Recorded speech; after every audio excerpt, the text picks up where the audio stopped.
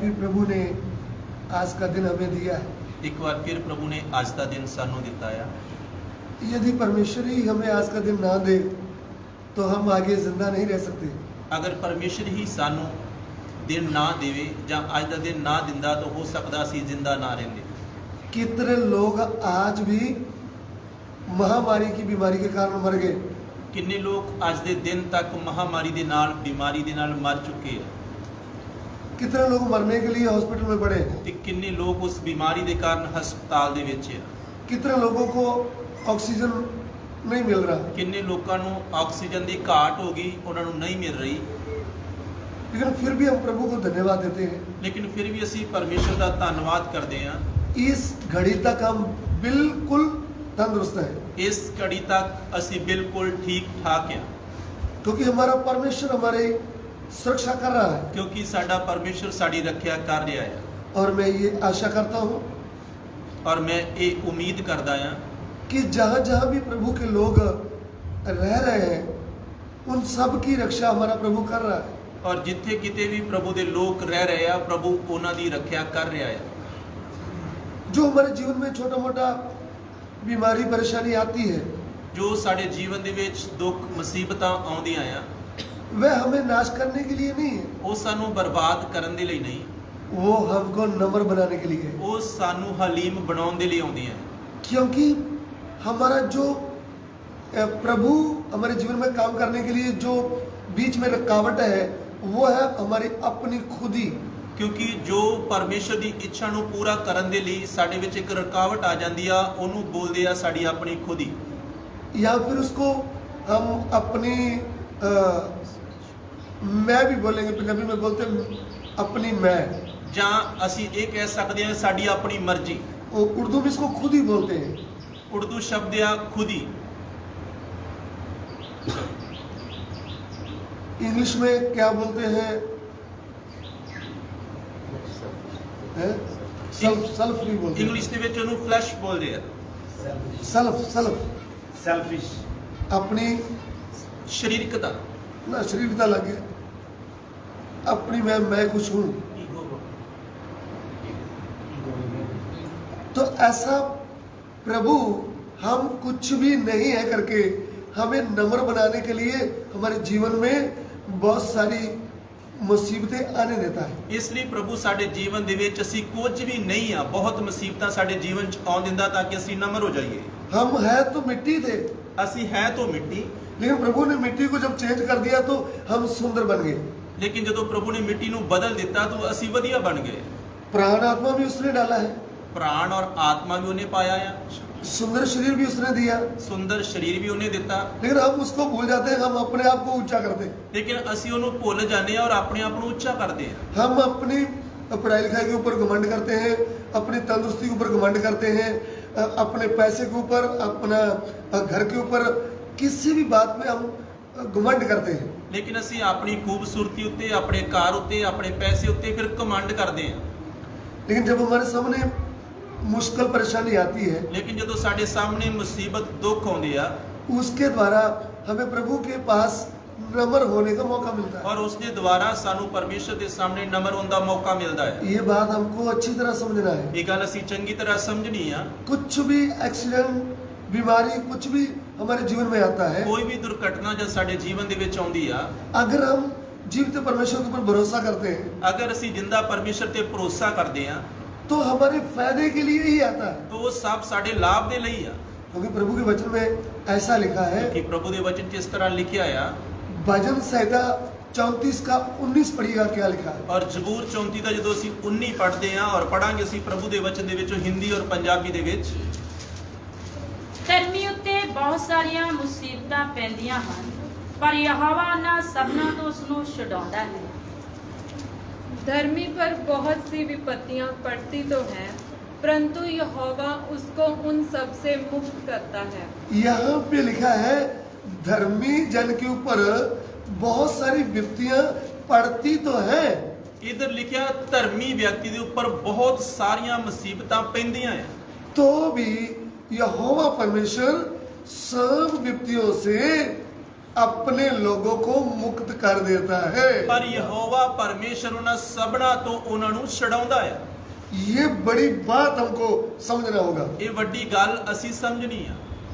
जो लोग यहोवा परमेश्वर को नहीं जानते, ਜੋ ਲੋਕ ਯਹੋਵਾ ਪਰਮੇਸ਼ਰ ਨੂੰ ਨਹੀਂ ਜਾਣਦੇ, उनके लिए कोई आशा नहीं है। ਉਹਨਾਂ ਦੇ ਕੋਲ ਕੋਈ ਆਸ਼ਾ ਨਹੀਂ ਆ। उनका भरोसा डॉक्टरों के ऊपर है या फिर दवाई के ऊपर है, उनको कोई भी आशा नहीं है। ਉਹਨਾਂ ਦਾ ਭਰੋਸਾ ਡਾਕਟਰਾਂ ਦੇ ਉੱਪਰ ਆ, ਦਵਾਈ ਦੇ ਉੱਪਰ ਆ, ਉਹਨਾਂ ਦੇ ਕੋਲ ਕੋਈ ਆਸ਼ਾ ਨਹੀਂ ਆ। लेकिन जो यहोवा परमेश्वर को अच्छी तरह जानने वाले हैं, ਪਰ ਜੋ ਯਹੋਵਾ ਪਰਮੇਸ਼ਰ ਨੂੰ ਚੰਗੀ ਤਰ੍ਹਾਂ ਜਾਣਨ ਵਾਲੇ ਆ, उनका भरोसा यहोवा परमेश्वर के ऊपर होता है। ਉਹਨਾਂ ਦਾ ਭਰੋਸਾ ਯਹੋਵਾ ਪਰਮੇਸ਼ਰ ਦੇ ਉੱਪਰ ਹੁੰਦਾ ਆ। उनके लिए ये सत्य वचन अच्छा भी लगता है और वचन समझने में उनको ताकत भी सामर्थ्य भी मिलता है। ਔਰ ਉਹਨਾਂ ਨੂੰ ਇਹ ਸੱਚਾਈ ਦੇ ਵਚਨ ਜਦ ਸਮਝ ਆਉਂਦੇ ਆ, ਉਹਨਾਂ ਲਈ ਬਲ ਬਣ ਜਾਂਦਾ ਆ, ਤਾਕਤ ਬਣ ਜਾਂਦੀ ਆ। तो इस दुनिया में हमारे लिए ये एक सर्वशक्तिमान परमेश्वर है।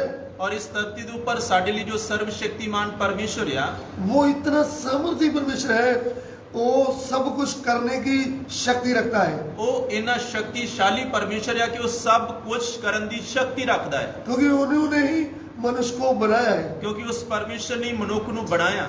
उनके सामने सब कुछ असंभव है। ਉਸ ਦੇ ਸਾਹਮਣੇ ਸਭ ਕੁਝ ਸੌਖਾ ਆ। वह सब कुछ कर सकता है। ਉਹ ਸਭ ਕੁਝ ਕਰਨ ਦੀ ਸ਼ਕਤੀ ਰੱਖਦਾ ਆ। इसलिए आज हम जो वचन सीखने जा रहे हैं, ਇਸ ਲਈ ਅੱਜ ਜੋ ਵਚਨ ਅਸੀਂ ਸਿੱਖਣ ਦੇ ਲਈ ਜਾ ਰਹੇ ਹਾਂ, वो वचन हमसे बातें करता है। ਉਹ ਵਚਨ ਸਾਡੇ ਨਾਲ ਗੱਲਾਂ ਕਰਦਾ ਆ। आज के ध्यान के लिए ਅੱਜ ਦੇ ਧਿਆਨ ਦੇ ਲਈ हम भजन संहिता 103 का 3 वचन पढ़ेंगे। ਔਰ ਜ਼ਬੂਰ 103 ਦਾ 3 ਵਚਨ ਅਸੀਂ ਪੜਾਂਗੇ। पंजाबी में भी पढ़ेंगे, हिंदी में भी पढ़ेंगे। ਪੰਜਾਬੀ ਔਰ ਹਿੰਦੀ ਦੋਨਾਂ ਭਾਸ਼ਾ ਦੇ ਵਿੱਚ ਅਸੀਂ ਪੜਾਂਗੇ। ਉਹ ਤੇਰੀਆਂ ਸਾਰੀਆਂ ਬੁਰਾਈਆਂ ਨੂੰ ਖਿਮਾ ਕਰਦਾ ਹੈ, ਉਹ ਸਾਰੇ ਰੋਗਾਂ ਤੋਂ ਤੈਨੂੰ ਨਰੋਇਆ ਕਰਦਾ ਹੈ। वही तो तेरे सब अधर्म को क्षमा करता और तेरे सब रोगों को चंगा करता है। इधर में हम प्रभु के वचन को पढ़ रहे हैं। ਇਧਰ ਅਸੀਂ ਪ੍ਰਭੂ ਦੇ ਵਚਨ ਨੂੰ ਪੜ ਰਹੇ ਹਾਂ। इधर में दो बातों के ऊपर हम ध्यान कर रहे हैं। ਇਧਰ ਦੋ ਗੱਲਾਂ ਦੇ ਬਾਰੇ ਲਿਖਿਆ ਆ। पहली बात है, वह तो तुम्हारे सभी अधर्म को क्षमा करता है। ਪਹਿਲੀ ਗੱਲ ਇਹ ਤੇਰੀ ਸਾਰੀ ਬੁਰਾਈ ਨੂੰ ਖਿਮਾ ਕਰਦਾ ਆ। दूसरी बात है, सारे रोगों में से चंगा करता है। ਔਰ ਸਾਰੇ ਰੋਗਾਂ ਤੋਂ ਨਰੋਇਆ ਕਰਦਾ ਆ। इसको एक बार हिंदी में हम फिर पढ़ेंगे। ਹਿੰਦੀ ਦੇ ਵਿੱਚ ਅਸੀਂ ਫਿਰ ਇੱਕ ਵਾਰ ਪੜਾਂਗੇ। वही तो तेरे सब अधर्म को क्षमा करता और तेरे सब रोगों को चंगा करता है। देखिए दो बातें हैं। ਇਧਰ ਦੋ ਗੱਲਾਂ ਆ। वह तो तेरे सारे अधर्म से तुझको शुद्ध कर देता है। ਉਹ ਸਾਰੀ ਬੁਰਾਈ ਤੋਂ ਤੈਨੂੰ ਖਿਮਾ ਕਰਦਾ ਆ, ਮਾਫ ਕਰਦਾ ਆ। ध्यान से सुनना ये बात। ਧਿਆਨ ਦੇ ਕੇ ਗੱਲ ਸੁਣੋ। वह तो का मतलब ਵੈ ਤੋ ਦਾ ਮਤਲਬ सर्वशक्तिमान परमेश्वर, सर्व शक्तिमान परमेश्वर, आकाश को बनाने वाला, पृथ्वी को बनाने वाला, आपको मुझको बनाने वाला एक सर्वशक्तिमान परमेश्वर है। आकाश ते धरती ਨੂੰ ਬਣਾਉਣ ਵਾਲਾ, ਮੈਨੂੰ ਔਰ ਤੁਹਾਨੂੰ ਬਣਾਉਣ ਵਾਲਾ ਇੱਕ ਸਰਵ ਸ਼ਕਤੀਮਾਨ ਪਰਮੇਸ਼ਵਰ ਹੈ। ये परमेश्वर के बारे में हमको अच्छी तरह इनकी जानकारी करना चाहिए। ਇਸ ਪਰਮੇਸ਼ਰ ਦੇ ਬਾਰੇ ਸਾਨੂੰ ਚੰਗੀ ਤਰ੍ਹਾਂ ਜਾਣਕਾਰੀ ਕਰਨੀ ਚਾਹੀਦੀ ਹੈ। अगर आप इस परमेश्वर के बारे में आपको जानना है तो आपको पवित्र बाइबल में से उसके वचनों को ध्यान से सुनना चाहिए। तो तद ਤੁਹਾਨੂੰ ਪਰਮੇਸ਼ਰ ਦੇ ਪਵਿੱਤਰ ਵਚਨ ਜੋ ਪਵਿੱਤਰ ਬਾਈਬਲ ਹੈ ਉਹਦੇ ਵਿੱਚੋਂ ਚੰਗੀ ਤਰ੍ਹਾਂ ਸੁਣਨਾ ਚਾਹੀਦਾ ਹੈ। उन वचनों को अच्छी तरह पढ़ना चाहिए। ਉਹਨਾਂ ਵਚਨਾਂ ਨੂੰ ਚੰਗੀ ਤਰ੍ਹਾਂ ਪੜ੍ਹਨਾ ਚਾਹੀਦਾ ਹੈ। जब वचन प्रचार होता है तो उनको ध्यान से समझना चाहिए। ਜਦੋਂ ਪ੍ਰਚਾਰ ਹੁੰਦਾ ਹੈ ਤਾਂ ਚੰਗੀ ਤਰ੍ਹਾਂ ਸਮਝਣਾ ਚਾਹੀਦਾ ਹੈ। इसलिए वह का मतलब सर्वशक्तिमान प्रभु, ਇਸ ਲਈ ਉਹ ਪੰਜਾਬੀ 'ਚ ਜੋ ਸ਼ਬਦ ਆਇਆ ਉਹਦਾ ਮਤਲਬ ਸਰਵ ਸ਼ਕਤੀਮਾਨ ਪਰਮੇਸ਼ਵਰ, क्योंकि सारे अधर्म से शुद्ध करने का अधिकार खाली परमेश्वर को ही है। ਕਿਉਂਕਿ ਸਾਰੀਆਂ ਬੁਰਾਈਆਂ ਨੂੰ ਮਾਫ ਕਰਨ ਦਾ ਅਧਿਕਾਰ ਸਿਰਫ ਸਰਵ ਸ਼ਕਤੀਮਾਨ ਪਰਮੇਸ਼ਰ ਕੋਲ ਆ। इस दुनिया में कोई भी मनुष्य के पापों को क्षमा नहीं कर सकता और सारे धर्म से उनको शुद्ध नहीं कर सकता। ਇਸ ਧਰਤੀ ਦੇ ਉੱਪਰ ਕੋਈ ਵੀ ਪਾਪ ਮਾਫ ਨਹੀਂ ਕਰ ਸਕਦਾ ਔਰ ਕਿਸੇ ਦੀ ਬੁਰਾਈ ਨੂੰ ਮਾਫ ਨਹੀਂ ਕਰ ਸਕਦਾ ਜਾਂ ਖਿਮਾ ਨਹੀਂ ਕਰ ਸਕਦਾ। वो एक ही है सर्वशक्तिमान परमेश्वर, ਉਹ ਸਿਰਫ ਇੱਕ ਹੀ ਆ, ਸਰਵ ਸ਼ਕਤੀਮਾਨ ਪਰਮੇਸ਼ਵਰ, जो सारे अधर्म से मनुष्य जाति को शुद्ध कर सकता है। ਜੋ ਸਾਰੀ ਬੁਰਾਈ ਤੋਂ ਮਨੁੱਖ ਜਾਤੀ ਨੂੰ ਮਾਫ ਕਰ ਸਕਦਾ ਹੈ। इसलिए वो परमेश्वर के बारे में और भी हम आगे ध्यान करेंगे। ਇਸ ਲਈ ਉਸ ਪਰਮੇਸ਼ਰ ਦੇ ਬਾਰੇ ਹੋਰ ਵੀ ਅੱਗੇ ਅਸੀਂ ਸਿੱਖਾਂਗੇ। दो बातों के बारे में लिखा है। ਇਧਰ ਦੋ ਗੱਲਾਂ ਦੇ ਬਾਰੇ ਲਿਖਿਆ ਆ। सब अधर्म से शुद्ध करता है ਸਾਰੀਆਂ ਬੁਰਾਈਆਂ ਤੋਂ ਖਿਮਾ ਕਰਨਾ और सब रोगों से चंगा करना। ਔਰ ਸਾਰੇ ਰੋਗਾਂ ਤੋਂ ਨਿਰੋਇਆ ਕਰਨਾ। ये भी एक बड़ी बात है, ਇਹ ਬੜੀ ਵੱਡੀ ਗੱਲ ਆ। क्योंकि आज मनुष्य बीमारी के कारण, रोगों के कारण बहुत परेशानी में पड़ा है। ਕਿਉਂਕਿ ਅੱਜ ਇੱਕ ਮਨੁੱਖ ਬਿਮਾਰੀ ਦੇ ਕਾਰਨ ਰੋਗਾਂ ਦੇ ਕਾਰਨ ਮੰਜੇ ਦੇ ਉੱਪਰ ਪਿਆ ਆ। उनको कोई आशा नहीं है ਉਹਦੇ ਕੋਲ ਕੋਈ ਆਸ਼ਾ ਨਹੀਂ ਆ मेरा क्या होगा। ਵੀ ਕੀ ਹੋਊਗਾ। उदाहरण के तौर पर ਉਦਾਹਰਨ ਦੇ ਲਈ ये जो बीमारी कोरोना वायरस चल रही है, ਕਿਉਂਕਿ ਇਹ ਜੋ ਬਿਮਾਰੀ ਕੋਰੋਨਾ ਵਾਇਰਸ ਚੱਲ ਰਿਹਾ ਆ, ये कितने लोगों को बीमारी ने पकड़ा है। ਇਸ ਬਿਮਾਰੀ ਨੇ ਕਿੰਨੇ ਲੋਕਾਂ ਨੂੰ ਫੜਿਆ कितने लोग ये संसार छोड़कर चले ਔਰ गए। ਕਿੰਨੇ ਲੋਕ ਇਸ ਬਿਮਾਰੀ ਦੇ ਕਾਰਨ ਇਹ ਸੰਸਾਰ ਛੱਡ ਕੇ ਚਲੇ ਗਏ। लेकिन कितने ठीक भी हुए हैं, ਲੇਕਿਨ ਕਿੰਨੇ ਠੀਕ ਵੀ ਹੋਏ वो हमें न्यूज से पता चलता है। ਉਹ ਖਬਰਾਂ ਤੋਂ ਸਾਨੂੰ ਪਤਾ ਲੱਗਦਾ ਹੈ। लेकिन जो सर्वशक्तिमान प्रभु को जानने वाला भाई बहन है, ਲੇਕਿਨ ਜੋ ਸਰਵਸ਼ਕਤੀਮਾਨ ਪਰਮੇਸ਼ਰ ਨੂੰ ਜਾਣਨ ਵਾਲਾ ਭਾਈ ਜਾਂ ਭੈਣ ਆ, उनको परमेश्वर के पवित्र वचन से एक बड़ा दलेरी मिलता है। ਉਹਨਾਂ ਨੂੰ ਪਰਮੇਸ਼ਰ ਦੇ ਪਵਿੱਤਰ ਵਚਨਾਂ 'ਚੋਂ ਬਹੁਤ ਵੱਡੀ ਦਲੇਰੀ ਮਿਲਦੀ ਆ। वो दलेरी क्या है? ਉਹ ਦਲੇਰੀ ਕੀ ਆ? अरे कोई भी रोग क्यों ना हो, ਕੋਈ ਵੀ ਰੋਗ ਕਿਉਂ ਨਾ ਹੋਵੇ, सारे रोगों से चंगा करने वाला हमारा यहोवा परमेश्वर है। ਸਾਰੇ ਰੋਗਾਂ ਤੋਂ ਚੰਗਾ ਨਿਰੋਇਆ ਕਰਨ ਵਾਲਾ ਸਾਡਾ ਯਹੋਵਾ ਪਰਮੇਸ਼ਰ ਆ। इसलिए हम उनके वचनों के ऊपर बहुत ध्यान रखेंगे। ਇਸ ਲਈ ਇਹਨਾਂ ਵਚਨਾਂ ਦੇ ਉੱਪਰ ਅਸੀਂ ਚੰਗੀ ਤਰ੍ਹਾਂ ਧਿਆਨ ਦੇਣਾ ਆ। सो कैसे वह चंगा करने वाला है? ਔਰ ਕਿਵੇਂ ਉਹ ਚੰਗਾ ਕਰਨ ਵਾਲਾ ਆ, क्योंकि उनके सामने कोई भी बीमारी क्यों ना हो, ਕਿਉਂਕਿ ਉਹਦੇ ਸਾਹਮਣੇ ਕੋਈ ਵੀ ਬਿਮਾਰੀ ਕਿਉਂ ਨਾ ਹੋਵੇ, वह चंगा करने की शक्ति रखता है। ਉਹ ਚੰਗਾ ਕਰਨ ਦੀ ਸ਼ਕਤੀ ਰੱਖਦਾ ਆ। अभी हम प्रभु का वचन एक पढ़ेंगे, ਹੁਣ ਅਸੀਂ ਪ੍ਰਭੂ ਦਾ ਵਚਨ ਪੜਾਂਗੇ। यशायाह नबी की पुस्तक, ਯਸ਼ਾਇਆ ਦੀ ਪੁਸਤਕ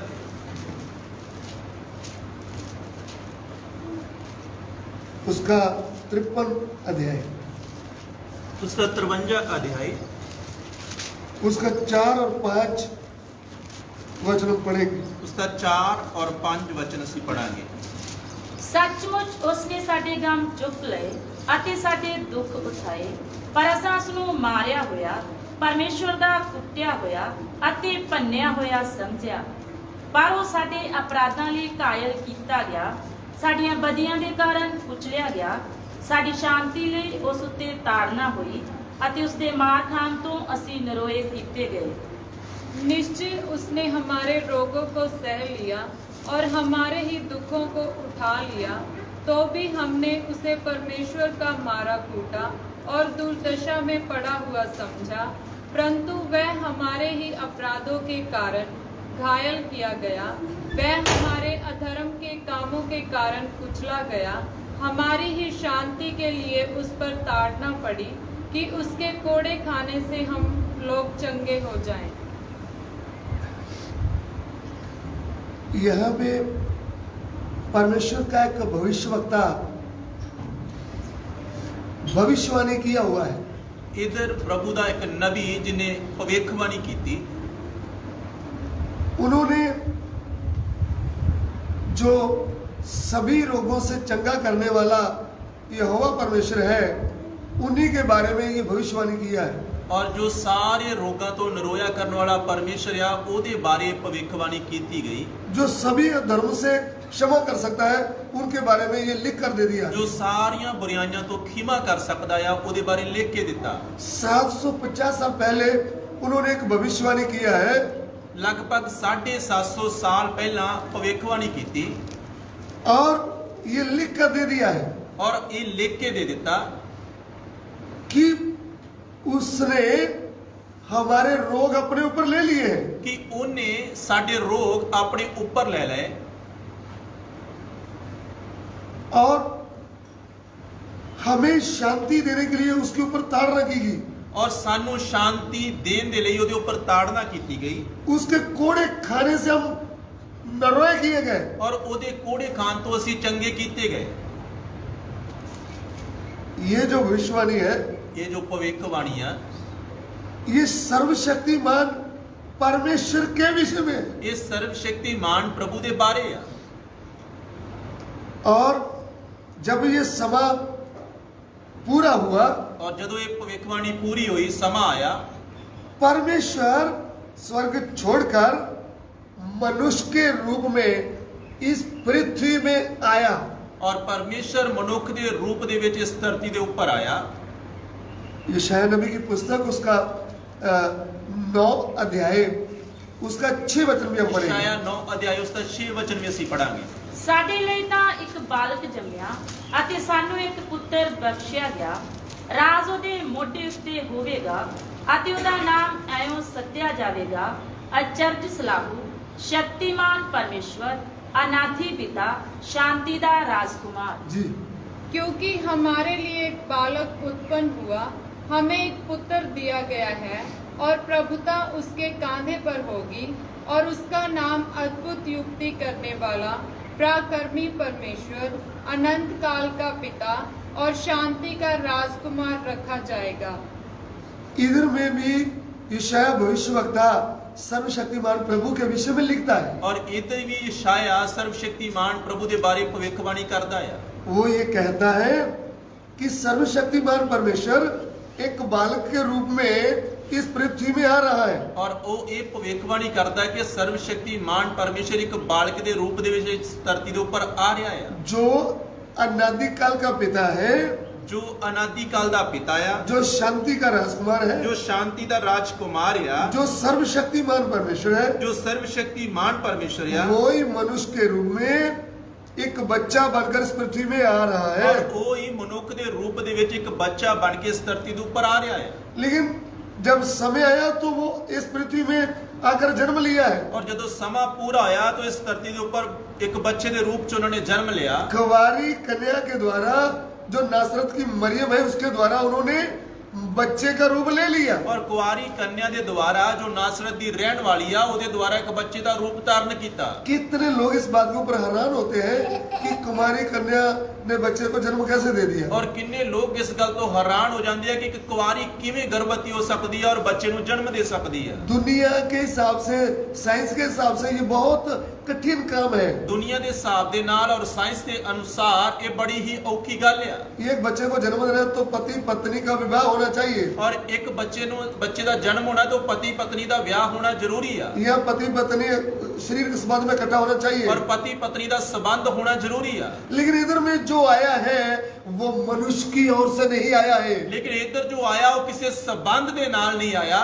वो सर्वशक्तिमान परमेश्वर है। ਉਹ ਸਰਵਸ਼ਕਤੀਮਾਨ ਪਰਮੇਸ਼ਰ ਆ। पवित्र आत्मा की सामर्थ्य के द्वारा कुंवारी मरियम के गर्भ में बच्चे का रूप लेकर आया है। और पवित्र आत्मा ਦੇ ਦੁਆਰਾ ਇੱਕ ਕੁਵਾਰੀ ਗਰਭਵਤੀ ਹੋ ਰਹੀ ਹੈ ਔਰ ਇੱਕ ਬੱਚੇ ਨੂੰ ਜਨਮ ਦੇ ਰਹੀ ਹੈ। सभी जातियों को मैं ये सत्य बताना चाहता हूँ। ਦੁਨੀਆ ਦੇ ਸਭ ਲੋਕਾਂ ਨੂੰ ਮੈਂ सच्चाई ਦੱਸਣੀ ਚਾਹਣਾ ਆ। बड़े बड़े साइंसदान लोगों को, बड़े बड़े पढ़े लिखे डॉक्टरों को मैं ये बात बताना चाहता हूँ।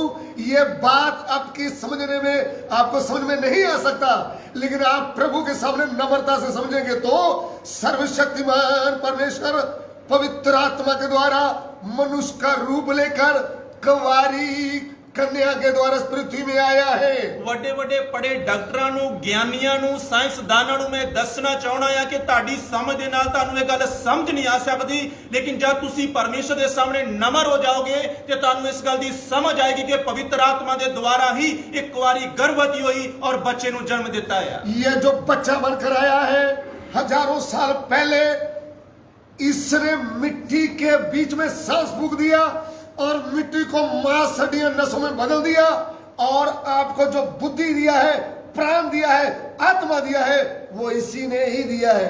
ਇਹ ਜੋ ਬਾਲਕ ਦੇ ਰੂਪ 'ਚ ਇਸ ਧਰਤੀ ਦੇ ਉੱਪਰ ਆਇਆ ਆ, ਅੱਜ ਤੋਂ ਹਜ਼ਾਰਾਂ ਸਾਲ ਪਹਿਲਾਂ ਇਸੇ ਬਾਲਕ ਨੇ ਹੀ ਆਦਮ ਔਰ ਹਵਾ ਦੀ ਸ੍ਰਿਸ਼ਟੀ ਕੀਤੀ ਆ ਔਰ ਮੈਨੂੰ ਔਰ ਤੁਹਾਨੂੰ ਸਾਧ ਕੇ ਚਲਾ ਰਿਹਾ ਆ। ये सर्वशक्तिमान है। ਇਹ ਬਾਲਕ ਜੋ ਆਇਆ ਹੈ ਸਰਵ ਸ਼ਕਤੀਮਾਨ ਪਰਮੇਸ਼ਵਰ ਆ। इसके वचन में सामर्थ्य पाई जाती है। ਇਹਦੇ ਵਚਨ ਦੇ ਵਿੱਚ ਸ਼ਕਤੀ ਪਾਈ ਜਾਂਦੀ ਆ। इसके वचन से पूरी सृष्टि को रच दिया ਇਸੇ है। ਦੇ ਵਚਨ ਦੇ ਦੁਆਰਾ ਪੂਰੀ ਸ੍ਰਿਸ਼ਟੀ ਦੀ ਰਚਨਾ ਹੋਈ ਆ। आपको भी इसने रचा है। ਤੁਹਾਨੂੰ ਵੀ ਇਹਨੇ ਰਚਿਆ ਆ। ये जो मनुष्य के रूप में आया ਇਹ है, ਜੋ ਮਨੁੱਖ ਦੇ ਰੂਪ ਦੇ ਵਿੱਚ ਆਇਆ ਆ, इसका नाम प्रभु यीशु रखा गया। ਇਹਦਾ ਨਾਮ ਪ੍ਰਭੂ ਯੀਸ਼ੂ ਮਸੀਹ ਰੱਖਿਆ ਗਿਆ। प्रभु यीशु क्रिश्चियनों का गुरु नहीं ਪ੍ਰਭੂ है। ਯੀਸ਼ੂ ਮਸੀਹ ਈਸਾਈਆਂ ਦਾ ਗੁਰੂ ਨਹੀਂ ਆ। ये सर्वशक्तिमान परमेश्वर, ਇਹ ਸਰਵ ਸ਼ਕਤੀਮਾਨ ਪਰਮੇਸ਼ਵਰ ਆ। यह पूरी दुनिया का आत्मिक पिता है। ਇਹ ਪੂਰੀ ਦੁਨੀਆ ਦਾ ਆਤਮਿਕ ਪਿਤਾ ਆ। जितनी भी जातियां हैं, सबका ये आत्मिक पिता है। ਜਿੰਨੀਆਂ ਵੀ ਜਾਤੀਆਂ ਆ ਸਭ ਦਾ ਇਹ ਆਤਮਿਕ ਪਿਤਾ ਆ। सबका पिता है। ਸਾਰਿਆਂ ਦਾ ਪਿਤਾ ਆ। इसलिए इसको बोलते हैं अनादि पिता, ਇਸ ਲਈ ਉਹਦਾ ਨਾਮ ਆਇਆ ਅਨਾਦਿ ਕਾਲ ਦਾ ਪਿਤਾ, यानी सबका पिता है। ਯਾਨੀ ਕਿ ਸਾਰਿਆਂ ਦਾ ਪਿਤਾ। ये मनुष्य के रूप में आया है। ਇਹ ਮਨੁੱਖ ਦੇ ਰੂਪ ਦੇ ਵਿੱਚ ਆਇਆ ਹੈ। और जब मनुष्य के रूप में ये चल रहा था, ਔਰ ਜਦੋਂ ਇਹ ਮਨੁੱਖ ਦੇ ਰੂਪ ਦੇ ਵਿੱਚ ਚੱਲ ਰਿਹਾ ਸੀ, उस समय ये एक लकवे का मारे मनुष्य को, जो करीब इतिहास वाले दसते हैं कि 14 साल से बीमारी के बिस्तर में पड़ा हुआ था। ਔਰ ਉਸ ਸਮੇਂ ਜਦ ਸਰਵਸ਼ਕਤੀਮਾਨ ਪਰਮੇਸ਼ਰ ਮਨੁੱਖ ਦੇ ਰੂਪ ਚੱਲ ਰਿਹਾ ਸੀ, ਉਸ ਸਮੇਂ ਇੱਕ ਅਧਰੰਗੀ ਵਿਅਕਤੀ ਨੂੰ ਪ੍ਰਭੂ ਦੇ ਕੋਲ ਲੈ ਕੇ ਆਏ, ਜੋ ਇਤਿਹਾਸ ਦੱਸਦਾ ਕਿ ਲਗਭਗ 14 ਸਾਲ ਤੋਂ ਮੰਜੇ ਦੇ ਉੱਪਰ ਲੇਟਿਆ ਆ। बाइबल में वो बात नहीं लिखा, ਬਾਈਬਲ ਦੇ ਵਿੱਚ ਨਹੀਂ ਲਿਖਿਆ, लेकिन लोग जो ज्यादा जानकारी रखने वाले कहते हैं कि काफी समय से वो चारपाई में पड़ा हुआ था। ਲੇਕਿਨ ਇਤਿਹਾਸ ਦੱਸਦਾ ਆ ਲਗਭਗ ਉਹ 14 ਸਾਲ ਤੋਂ ਮੰਜੇ ਦੇ ਉੱਪਰ ਲੇਟਿਆ ਆ। उसने कितनी दवाइयां खाई, कितना कुछ किया, देसी खाया या अंग्रेजी खाया, जो कुछ भी खाया। ਉਸ ਵਿਅਕਤੀ ਨੇ ਕਿੰਨੇ ਉਪਾਅ ਕੀਤੇ ਹੋਣਗੇ, ਦੇਸੀ ਦਵਾਈ, ਡਾਕਟਰਾਂ ਕੋਲੇ ਗਿਆ, ਅਲੱਗ-ਅਲੱਗ ਇਲਾਜ ਕੀਤੇ। उस समय बड़े बड़े हॉस्पिटल डॉक्टर नहीं होंगे तो भी घर में काम करने वाले, उसको हम देसी कीम बोलते हैं, कीम। तो ਉਹ ਘਰ ਦੇ ਵਿੱਚ ਹੀ ਜੋ ਇਲਾਜ ਕਰਦੇ ਆ, ਦੇਸੀ ਕੋਈ ਦਵਾਈਆਂ ਖਾ ਕੇ ਜਾਂ ਡਾਕਟਰੀ ਇਲਾਜ ਦੇਸੀ ਕਰਵਾ ਕੇ ਕੁਝ ਇਲਾਜ ਕੀਤੇ ਹੋਣਗੇ। पुराने जमाने में नब्ज पकड़ करके दवाई दे देते थे और रोगों से चंगाई मिलती थी। ਔਰ ਪੁਰਾਣੇ ਸਮੇਂ ਦੇ ਵਿੱਚ ਸਿਰਫ ਨਬਜ਼ ਦੇ ਕੇ ਰੋਗ ਨੂੰ ਫੜ ਲੈਂਦੇ ਸੀ ਔਰ ਉਹਦੀ ਦਵਾਈ ਦੇ ਦਿੰਦੇ ਸੀ, ਇੱਕ ਵਿਅਕਤੀ ਠੀਕ ਹੋ ਜਾਂਦਾ ਸੀ। उस समय इतना बड़ा इंतजाम नहीं था जो अभी है, जितने बड़ी डॉक्टर डिग्रियां वगैरह डॉक्टर करके आते हैं, उस समय ऐसा नहीं था। तो ਪੁਰਾਣੇ ਸਮੇਂ ਦੇ ਵਿੱਚ ਇੰਨੀਆਂ ਖੋਜਾਂ ਨਹੀਂ ਸੀ ਜੋ ਅੱਜ ਇੱਕ ਮਸ਼ੀਨੀ ਦੌਰ ਚੱਲ ਪਿਆ ਹੈ। ਉਸ ਸਮੇਂ ਤੋਂ ਸਿਰਫ ਨਬਜ਼ ਦੇਖ ਕੇ ਦਵਾਈ ਦੇ ਦਿੰਦੇ ਸੀ। तो भी ये व्यक्ति बहुत परेशान था, चारपाई के ऊपर लेटा रहता था। तो भी ਇਹਦਾ ਹੱਲ ਕਿਤੇ ਨਹੀਂ ਹੋਇਆ, ਇਹ ਮੰਜੇ ਦੇ ਉੱਪਰ ਲੇਟਿਆ ਰਹਿੰਦਾ ਸੀ। लेकिन एक दिन 4 लोग जिनका मन एक था, ਲੇਕਿਨ ਇੱਕ ਦਿਨ 4 ਲੋਕ ਜਿਨ੍ਹਾਂ ਦਾ ਮਨ ਇੱਕ ਸੀ, उनका विश्वास एक था, ਉਹਨਾਂ ਦਾ ਵਿਸ਼ਵਾਸ ਇੱਕ ਸੀ, उनका सलाह भी एक था, ਉਹਨਾਂ ਦੀ ਸਲਾਹ ਵੀ ਇੱਕ ਸੀ, उन्होंने एक निर्णय लिया, ਉਹਨਾਂ ਦਾ फैसला भी एक सी। उन्होंने फैसला लिया, उन्होंने फैसला लिया, हम इस भाई को उठा करके, इसकी चारपाई उठा करके हम प्रभु यीशु के पास ले जाएंगे। ਅਸੀਂ ਇਸ ਅਧਰੰਗੀ ਵਿਅਕਤੀ ਦੇ ਮੰਜੇ ਨੂੰ ਚੁੱਕਾਂਗੇ ਔਰ ਪ੍ਰਭੂ ਯੀਸ਼ੂ ਮਸੀਹ ਦੇ ਕੋਲ ਲੈ ਕੇ ਜਾਵਾਂਗੇ। तो आपको मालूम है, जहाँ पे एक मन के लोग हैं, वो कोई भी काम उनके सामने कठिन नहीं है। ਔਰ ਤੁਸੀਂ ਦੇਖਿਆ ਹੋਣਾ ਜਿੱਥੇ ਵੀ ਇੱਕ ਮਨ ਦੇ ਲੋਕ ਆ ਉੱਥੇ ਕੋਈ ਵੀ ਕੰਮ ਔਖਾ ਨਹੀਂ ਆ। जहाँ भी पति पत्नी एक मन के हैं, उनके सामने भी कोई काम करना है तो वो कठिन नहीं है। ਜੇਕਰ ਪਤੀ ਪਤਨੀ ਵੀ ਇੱਕ ਮੰਨਦੇ ਆ ਤਾਂ ਉਹਨਾਂ ਦੇ ਸਾਹਮਣੇ ਵੀ ਕੋਈ ਕੰਮ ਔਖਾ ਨਹੀਂ ਆ। सास बहू एक मन है, या फिर भाई भाई एक मन है, या फिर कलीसिया और प्रभु का दास एक मन है, तो कोई भी काम उनके सामने कठिन नहीं है। ਚਾਹੇ ਸੱਸ ਔਰ ਨੌਂ ਆ, ਚਾਹੇ ਦੋ ਭਰਾ ਆ, ਚਾਹੇ ਪ੍ਰਭੂ ਦੇ ਦਾਸ ਆ, ਚਾਹੇ ਕਲੀਸਿਆ ਆ, ਜਿੱਥੇ ਵੀ ਇੱਕ ਮਨ ਆ ਉੱਥੇ ਪੱਕਾ ਕੋਈ ਵੀ ਕੰਮ ਔਖਾ ਨਹੀਂ ਆ। ये 4 लोग एक मन के हैं। ਇਹ 4 ਲੋਕ ਇੱਕ ਮਨ ਦੇ ਆ। उन्होंने खाट को उठाया, ਉਹਨਾਂ ਨੇ ਮੰਜੀ ਨੂੰ ਚੁੱਕਿਆ उस लकवे के मारे को भी उठा करके ले गए। ਔਰ ਉਸ ਅਧਰੰਗੀ ਨੂੰ ਵੀ ਨਾਲ ਲਿਆ। उस समय प्रभु एक घर में बैठा हुआ है, ਔਰ ਉਸ ਸਮੇਂ ਦੀ ਜੋ ਘਟਨਾ ਆ, ਪ੍ਰਭੂ ਯੀਸ਼ੂ ਮਸੀਹ ਇੱਕ ਘਰ ਦੇ ਵਿੱਚ ਬੈਠੇ ਆ लोग आकर उनके मुंह से वचन सुन रहे हैं, ਔਰ ਲੋਕ ਉੱਤੇ ਭੀੜ ਆ, ਲੋਕ ਪ੍ਰਭੂ ਦਾ ਵਚਨ ਸਿੱਖ ਰਹੇ ਆ। और लोगों को ये भी पता चल रहा है कि हमने दवाइयां खाकर तो थक गए हैं, लेकिन एक आया है जिसके मुंह से वचन निकलते ही, उनका हाथ रखते ही ईश्वरीय चंगाई होती है। ਔਰ ਉਧਰ ਲੋਕਾਂ ਦੇ ਅੰਦਰ ਇਹ ਗੱਲ ਵੀ ਆ ਚੁੱਕੀ ਆ ਕਿ ਅਸੀਂ ਤਾਂ ਦਵਾਈਆਂ ਖਾ ਖਾ ਕੇ ਦੇਸੀ ਇਲਾਜ ਕਰਾ ਕਰਾ ਕੇ ਅੱਕ ਚੁੱਕੇ ਆ, ਲੇਕਿਨ ਇਹ ਜਿਹਦੇ ਸਾਹਮਣੇ ਬੈਠੇ ਆ ਜੋ ਇਸ ਧਰਤੀ ਦੇ ਉੱਪਰ ਆਇਆ ਆ, ਇਹਦੇ ਵਚਨ ਬੋਲਦਿਆਂ ਸਾਰ ਔਰ ਇਹਦੇ ਹੱਥ ਰੱਖਦਿਆਂ ਸਾਰ ਹੀ ਚੰਗਿਆਈ ਮਿਲ ਜਾਂਦੀ ਆ। लेकिन जब उन्होंने माहौल देखा तो घर भरा हुआ है। तो ਜਦੋਂ ਆਏ ਤਾਂ ਭੀੜ ਬਹੁਤਿਆ ਘਰ ਭਰਿਆ ਆ।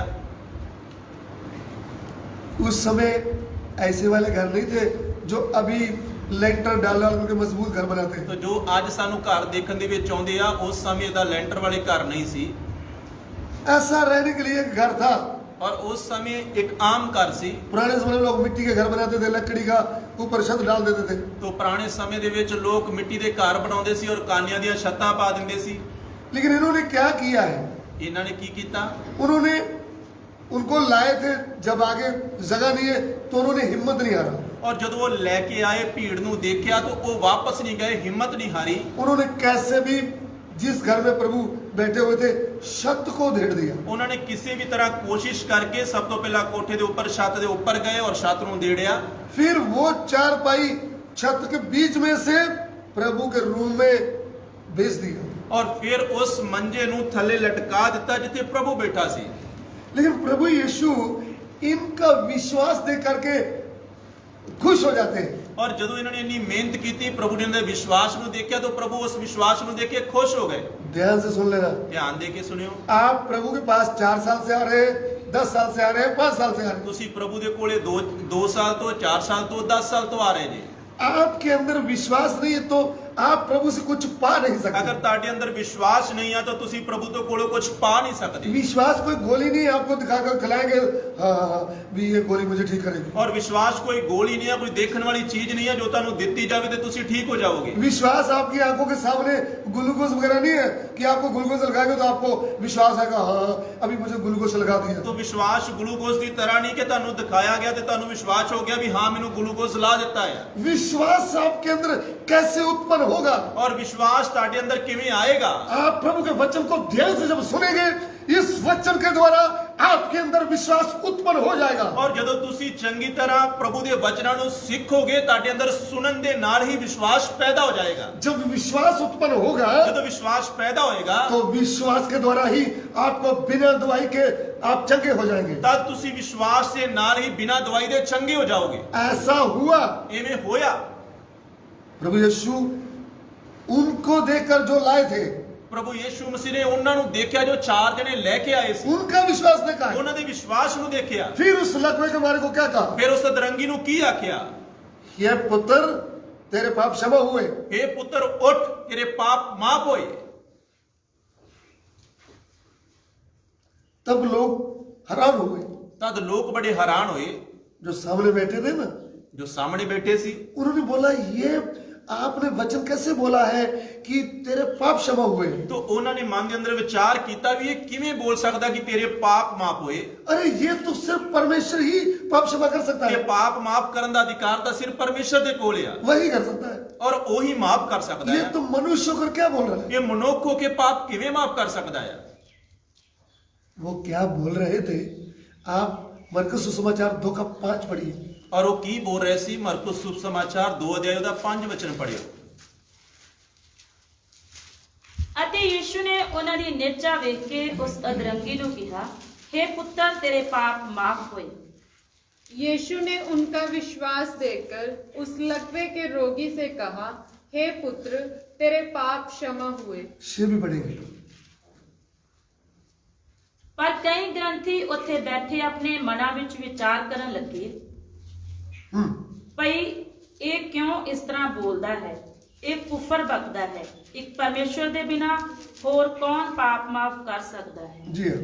तब कई शास्त्री जो वहां बैठे थे अपने अपने मन में विचार करने लगे, यह मनुष्य क्यों ऐसा कहता है? यह तो परमेश्वर की निंदा करता है। परमेश्वर को छोड़ और कौन पाप क्षमा कर सकता है? लोग जो सामने बैठे हुए थे, ਉਧਰ ਲੋਕ ਜੋ ਸਾਹਮਣੇ ਬੈਠੇ ਆ, ये भी शास्त्री लोग थे, पढ़े लिखे लोग थे। ਇਹ ਬੜੇ ਹੀ ਗਿਆਨੀ ਲੋਕ ਆ ਜੋ ਸਾਹਮਣੇ ਬੈਠੇ ਆ। लेकिन आप कितने भी ज्ञानी है ना, आपके ज्ञान से आपको प्रभु की बात समझ में नहीं आ सकती। ਔਰ ਤੁਸੀਂ ਆਪਣੇ ਗਿਆਨ ਦੇ ਨਾਲ ਪਰਮੇਸ਼ਰ ਦੀਆਂ ਗੱਲਾਂ ਨੂੰ ਸਮਝ ਨਹੀਂ ਸਕਦੇ। आप अपने ज्ञान से प्रभु को पा नहीं सकते। ਤੁਸੀਂ ਆਪਣੀ ਬੁੱਧ ਔਰ ਆਪਣੇ ਗਿਆਨ ਨਾਲ ਪਰਮੇਸ਼ਰ ਨੂੰ ਪਾ ਨਹੀਂ ਸਕਦੇ। आपको प्रभु के आगे बच्चे की तरह नम्र होते हुए अब सच्चे मन से खोज करेंगे तो प्रभु की बात समझ में आएगी। ਜਦੋਂ ਤੁਸੀਂ ਪਰਮੇਸ਼ਰ ਦੇ ਸਾਹਮਣੇ ਨਮਰ ਹੋ ਜਾਓਗੇ, ਬੱਚੇ ਦੀ ਤਰ੍ਹਾਂ ਰੋਗੇ, ਖੋਜੀ ਬਣੋਗੇ, ਤਾਂ ਹੀ ਤੁਹਾਨੂੰ ਪਰਮੇਸ਼ਰ ਦੀ ਸਮਝ ਆਏਗੀ। प्रभु की बात हमारी बुद्धि से समझ आने वाली नहीं है। ਪਰਮੇਸ਼ਰ ਦੇ ਬਾਰੇ ਜਾਣਨਾ ਆਪਣੀ ਸਮਝ ਦਾ ਸਹਾਰਾ ਨਾ ਹੀ ਲੈਣਾ ਹੈ। परमेश्वर का अनुग्रह हम पर होता है, ਪਰਮੇਸ਼ਰ ਦੀ ਕਿਰਪਾ ਸਾਡੇ ਤੇ ਹੁੰਦੀ ਤੇ ਸਮਝ ਖੁੱਲਦੀ ਆ, तब हमारी बुद्धि खुल जाती है, ਤਾਂ ਦੀ ਸਮਝ ਖੁੱਲਦੀ ਆ, फिर हमको समझ में आता है। ਫਿਰ ਸਾਨੂੰ ਸਮਝ ਆਉਂਦੀ ਆ। प्रभु हमारी बुद्धि को खोल देता है, ਪਰਮੇਸ਼ਰ ਸਾਡੀ ਬੁੱਧ ਨੂੰ ਖੋਲ ਦਿੰਦਾ ਹੈ, तभी हमको प्रभु की बात समझ में ਤਾਂ आएगा, ਦੀ ਸਾਨੂੰ ਪਰਮੇਸ਼ਰ ਦੀ ਗੱਲ ਸਮਝ ਆਉਂਦੀ ਆ, तभी प्रभु का वचन हमारी समर्थ बन जाएगा। ਤਾਂ ਦੀ ਪਰਮੇਸ਼ਰ ਦਾ ਵਚਨ ਸਾਡਾ ਬਲ ਬਣ ਜਾਏਗਾ। लोग क्या बोल रहे हैं? ਲੋਕ ਕੀ ਆਖਦੇ ਆ? क्या बोल रहा है? ਲੋਕਾਂ ਦੇ ਕੀ ਬੋਲਦਾ ਆ? परमेश्वर के अलावा कोई पाप क्षमा ही नहीं कर सकता। ਪਰਮੇਸ਼ਰ ਤੋਂ ਬਿਨਾਂ ਤਾਂ ਕੋਈ ਪਾਪ ਮਾਫ ਕਰ ਨਹੀਂ ਸਕਦਾ। इनकी बुद्धि बंद थी, ਇਹਨਾਂ ਕੋਲੇ ਬੇਸ਼ੱਕ ਆਪਦਾ ਗਿਆਨ ਆ, ਲੇਕਿਨ ਸਮਝ ਬੰਦ ਆ। ये सर्वशक्तिमान प्रभु को नहीं समझ पाए। ਇਹ ਸਰਵਸ਼ਕਤੀਮਾਨ ਪ੍ਰਭੂ ਨੂੰ ਨਹੀਂ ਸਮਝ ਪਾਏ। इनको खाली मनुष्य दिख रहा था, ਇਹਨਾਂ ਨੂੰ ਤਾਂ ਸਿਰਫ ਮਨੁੱਖ ਦਿਖਾਈ ਦੇ ਰਿਹਾ, लेकिन ये भेद नहीं मालूम था कि सर्वशक्तिमान ही मनुष्य के रूप में आया है। ਲੇਕਿਨ ਇਹ ਭੇਦ ਨਹੀਂ ਪਤਾ ਕਿ ਸਰਵਸ਼ਕਤੀਮਾਨ ਪਰਮੇਸ਼ਰ ਹੀ ਮਨੁੱਖ ਦੇ ਰੂਪ 'ਚ ਇਸ ਧਰਤੀ ਤੇ ਆਇਆ ਹੈ। 2020 वर्ष बीत गए, 2020 ਸਾਲ ਬੀਤ ਗਏ, अभी तक भी लोगों को समझ में नहीं आया ਅਜੇ ਤੱਕ ਵੀ ਲੋਕਾਂ ਨੂੰ ਇਹ ਗੱਲ ਸਮਝ ਨਹੀਂ ਆਈ कि प्रभु यीशु कौन है। ਪ੍ਰਭੂ ਯੀਸ਼ੂ ਮਸੀਹ ਕੌਣ ਹੈ। अभी तक भी समझ में नहीं आया। ਹੁਣ ਤੱਕ ਵੀ ਸਮਝ ਨਹੀਂ ਆਈ। यदि आज आपको समझ में आ जाएगा कि वो सर्वशक्तिमान परमेश्वर है, तो आज ही आप पापों से शुद्ध हो जाएंगे। ਜੇਕਰ ਅੱਜ ਹੀ ਤੁਹਾਨੂੰ ਇਹ ਸਮਝ ਆ ਜਾਏਗੀ ਕਿ ਉਹੀ ਸਰਵਸ਼ਕਤੀਮਾਨ ਪਰਮੇਸ਼ਰ ਆ, ਤਾਂ ਤੁਹਾਡੇ ਅੱਜ ਹੀ ਪਾਪਾਂ ਦੀ ਮਾਫੀ ਹੋ ਜਾਏਗੀ। आज नहीं, अभी आपके पाप क्षमा हो जाएंगे। ਇਸੇ ਸਮੇਂ ਹੀ ਪਾਪ ਮਾਫ ਹੋ ਜਾਣਗੇ। इसी समय आपके सारे रोगों से आपको निरोया कर सकता है, ਇਸੇ ਸਮੇਂ ਹੀ ਉਹ ਤੁਹਾਨੂੰ ਸਾਰੇ ਰੋਗਾਂ ਤੋਂ ਚੰਗਿਆ ਕਰ ਸਕਦਾ ਹੈ। क्योंकि सब रोगों के ऊपर उसने जय पाया है। ਇਸ ਲਈ ਉਹਨੇ ਸਭ ਰੋਗਾਂ ਦੇ ਉੱਪਰ ਜੈ ਪਾਈ ਹੈ। उसने अपने शरीर के ऊपर कोड़ने खाया है, ਉਹਨੇ ਆਪਣੇ ਸਰੀਰ ਦੇ ਉੱਪਰ ਕੋੜੇ ਖਾਦੇ ਆ, सब बीमारियों को कुचल दिया है। ਸਾਰੀਆਂ ਬਿਮਾਰੀਆਂ ਦੇ ਲਈ ਸਜ਼ਾ ਉਠਾਈ ਆ। सर्वशक्तिमान प्रभु के सामने कोई भी बीमारी खड़ी नहीं हो सकती। ਸਰਵਸ਼ਕਤੀਮਾਨ ਪ੍ਰਭੂ ਦੇ ਸਾਹਮਣੇ ਕੋਈ ਬਿਮਾਰੀ ਟਿਕ ਨਹੀਂ ਸਕਦੀ। जिसके कान है वो सुन ले प्रभु का आत्मा क्या कहता है कलीसिया को। ਜਿਹਦੇ ਕੰਨ ਆ ਉਹ ਸੁਣੇ ਆਤਮਾ ਕਲੀਸਿया ਨੂੰ ਕੀ ਆਖਦਾ ਹੈ। आपके अंदर थोड़ा भी विश्वास है तो आप बिस्तर में लेते हैं, हॉस्पिटल में है तो आप चंगे हो जाएंगे। ਅਗਰ ਤੁਹਾਡੇ ਅੰਦਰ ਰਾਈ ਦੇ ਦਾਣੇ ਜਿੰਨਾ ਵੀ ਵਿਸ਼ਵਾਸ ਆ, ਤੁਸੀਂ ਬਿਸਤਰ ਤੇ ਲੇਟੇ ਹੋ, ਹਸਪੀਟਲ ਹੋ, ਵਚਨ ਸੁਣ ਰਹੇ ਹੋ, ਤਾਂ ਤੁਸੀਂ ਚੰਗੇ ਹੋ ਜਾਓਗੇ। पक्का विश्वास आपके के नाल विश्वास पक्का। आपके विश्वास के द्वारा ਤੁਹਾਡੇ ਵਿਸ਼ਵਾਸ ਦੇ ਦੁਆਰਾ कोई आपको चंगा नहीं करने वाला। ਕੋਈ ਤੁਹਾਨੂੰ ਚੰਗਾ ਨਹੀਂ ਕਰਨ ਵਾਲਾ। आपका विश्वास, ਤੁਹਾਡਾ ਵਿਸ਼ਵਾਸ, आपका विश्वास, ਤੁਹਾਡਾ ਵਿਸ਼ਵਾਸ, क्योंकि वचन में सामर्थ है। ਕਿਉਂਕਿ ਵਚਨ ਦੇ ਅੰਦਰ ਹੀ ਸ਼ਕਤੀ ਆ। अगर आपके कान काम कर रहे हैं ਤੁਹਾਡੇ ਕੰਨ ਕੰਮ ਕਰਦੇ ਆ, तो ये वचन आपके सामर्थ बन जाएगा। ਤਾਂ ਇਹ ਵਚਨ ਤੁਹਾਡੇ ਅੰਦਰ ਸ਼ਕਤੀ ਬਣ ਜਾਏਗਾ। हालेलुया। ਹਾਲੇਲੂਇਆ। प्रभु यीशु लोगों को मनों को जांच लिया। ਤਾਂ ਪ੍ਰਭੂ ਯੀਸ਼ੂ ਨੇ ਲੋਕਾਂ ਦੇ ਮਨਾਂ ਨੂੰ ਜਾਂਚਿਆ। लोग क्या बोल रहे हैं? ਲੋਕ ਕੀ ਆਖ ਰਹੇ, तब उन्होंने क्या कहा? ਤਾਂ ਉਹਨਾਂ ਨੇ ਕੀ ਆਖਿਆ क्या ये बात कहना आसान है ਕਿ ਇਹ ਗੱਲ ਕਹਿਣੀ ਸੌਖੀ ਆ कि तेरे पाप क्षमा हुए, ਕਿ ਤੇਰੇ ਪਾਪ ਮਾਫ ਹੋਏ, और या फिर कहना कि उठ खाट उठाकर सबरे के सामने चल। ਜਾਂ ਫਿਰ ਇਹ ਗੱਲ ਕਹਿਣੀ ਸੌਖੀ ਆ ਕਿ ਆਪਣੀ ਮੰਜੀ ਨੂੰ ਚੁੱਕ ਤੇ ਸਭ ਦੇ ਸਾਹਮਣੇ ਚੱਲ।